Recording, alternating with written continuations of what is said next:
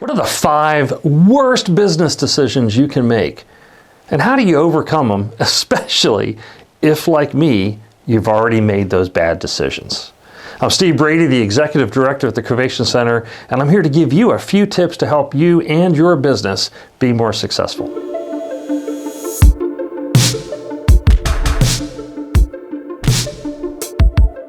In talking about the 5 worst decisions you can make as a small business owner when starting your small business, let's start with decision 0.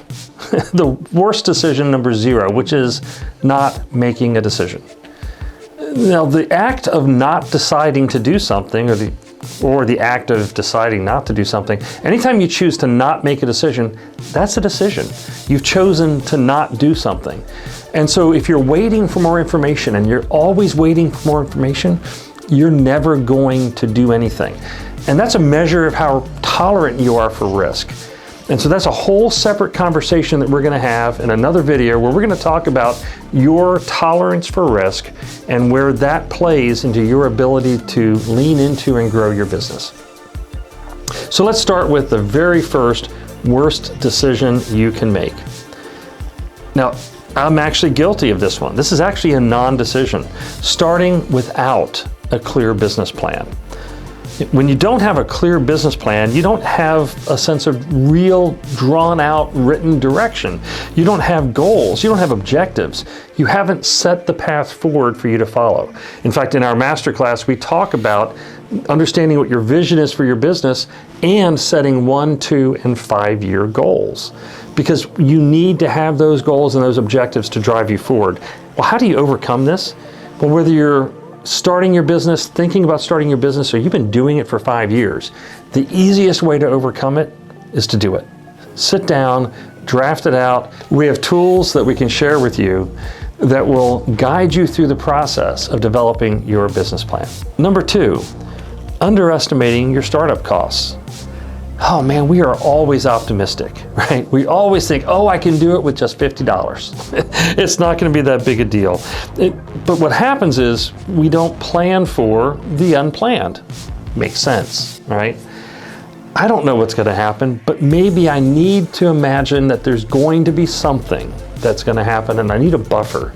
So what does that look like for you? Is it a 20% buffer just in case things go sideways?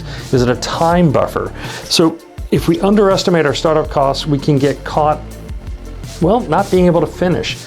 And what that does for you is you've wasted thousands, tens of thousands of dollars investing in something that you just can't get across the finish line. So when you look at your startup costs, be very deliberate, be very clear in delineating everything that you think you're going to have to purchase, everything you're going to have to spend, the resources you're going to have to require, and then put a buffer in there. But most importantly, do your research. Look, and don't just see what you think you're going to get by with, but see what your industry is doing as well. Now, here's what I hear more often than not. I know they say it'll be $100,000, but I know I can save money by doing this, this, or this, or I don't need to have that, or I don't need to have this, and so I can do this.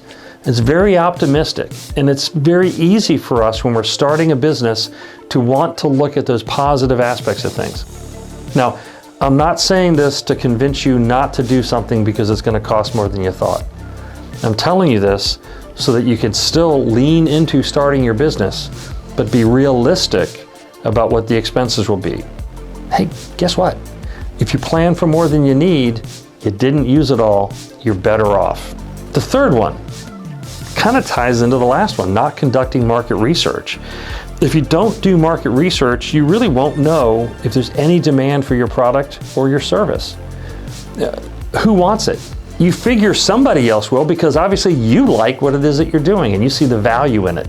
We do spend time in our masterclass talking to you and talking with you about understanding your customers and the value that they see in your product. That's market research. That's understanding the customer's needs, wants, needs, and fears, their desires, and how what you do can help satisfy their wants, address their needs, maybe satisfy their desires, and address whatever fears they may have. And so doing market research can help you Make sure that your product will receive the audience that you think it has. Now here's a big one. Trying to do everything alone. Now, I'm not saying you need to hire employees right away. That's really not what we're saying here. But more often than not, it's our business. We're going to do it. I'm leading into this. I can't afford to train somebody on how to do something. I can't afford to pay somebody. Well, that all may well be true, but if we don't lean on others for some sort of support, we're going to face burnout. We're going to lose focus on that which is important to us. And quite honestly, we will fail. It is a huge mistake. One of the other things we talk about regularly is the 5 biggest challenges small businesses face, and lack of time is one of those. Well, how do you find yourself facing a lack of time? When you're trying to do everything yourself. This ties in with the money too, because one of the things we can do is store up cash. One of the things we can't do is save our time for a rainy day. Just imagine if you could do that. Man, today's a great day for me to sit back and relax. I'm going to store this time, put it in a bank, and then next week when I have to put in extra hours, I'm just going to pull it off the shelf and use those hours. It doesn't work that way. So let's take the resources we can store up, our cash, and if you need to have somebody do your accounting for you that is much better at doing accounting than you are, pay an accountant. Don't waste 30 hours for something that they can do for you in 2, and budget that in so you haven't underestimated your costs. The last one of these 5 is not having a customer acquisition plan. Big words. What does that mean? I need to have a strategy, a strategic process in place for acquiring customers, bringing customers to me. Now, it sounds like marketing, and a piece of it actually is, but there's a lot more to it than just creating advertising, having a social media strategy, or handing out flyers on the street corner. The customer acquisition plan is a strategic plan outlining those steps that you're going to follow to attract customers, engage with them, convert potential customers into paying customers, and ultimately develop that long-term relationship with them that will create a long-term returning customer who sees value in what you do and shares that for you. So they then become part of your marketing arm. Well, the way we do that is to figure out who our target market is. We talk about customer segmentation and understanding the customer that you want to have as your customer. That's a very important aspect of it. But also the marketing channels. How do you reach them? Are you wanting to use social media? Are you going to use a website and really work on search engine optimization? Are you going to use an email marketing campaign, a direct mail campaign? Are you going to use, well, actually mail? There's this thing called the United States Postal Service. They still deliver stuff to people's businesses and addresses. With all of this, then you come up with the concept of generating leads. What do you use to follow that? All of these things kind of tie in together to create a sales funnel from a prospective customer all the way down to the customer that you have. And then finally, as part of this customer acquisition plan is the idea of customer retention. It's a lot more expensive to find new customers than it is to provide quality service, to fix something when it goes wrong, and retain a customer. So think about what you need to do to keep the customers that you get. And all of that goes into your customer retention or acquisition plan.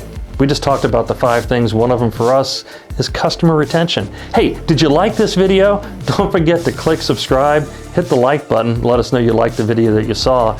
Yeah, it's kind of our way of keeping you on the hook, kind of our way of having customer retention. But even more importantly, put a comment in the section below about what your challenges have been with these 5 things.